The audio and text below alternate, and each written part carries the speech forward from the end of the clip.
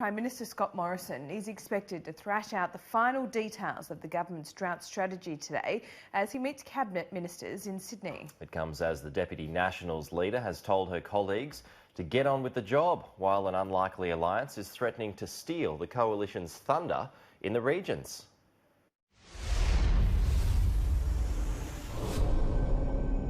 Pauline Hanson trying on a new hat for size and a new alliance with fellow Maverick MP Bob Katter.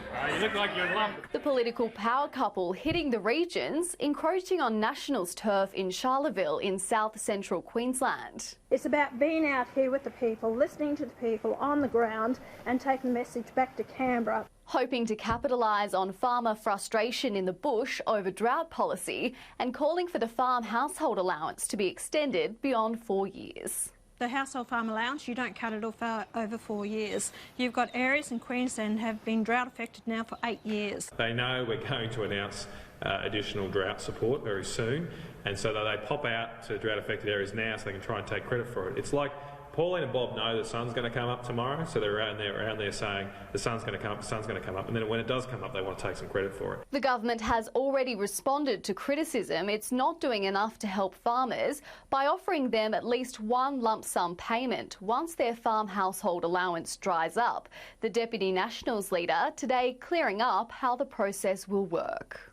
The legislation that's sitting before the Senate next week will make sure that the minister can make a rule at any time in the future to make additional support available to those farmers doing it tough. But One Nation is threatening to crash the Nationals' victory party if the legislation clears the Senate, claiming credit for the changes. It's only because of people like myself and Bob that are on the ground, take it back to Parliament because they're in fear of the public backlash and losing votes, that we actually put pressure on them to start listening to the people. The Hanson and Katter Drought Roadshow could inflame tensions in the National Party once again after weeks of rumblings over Bridget McKenzie's handling of drought policy. The deputy leader accused of letting One Nation steal their thunder on support for dairy farmers, but she's delivered a strong rebuke to her colleagues in response.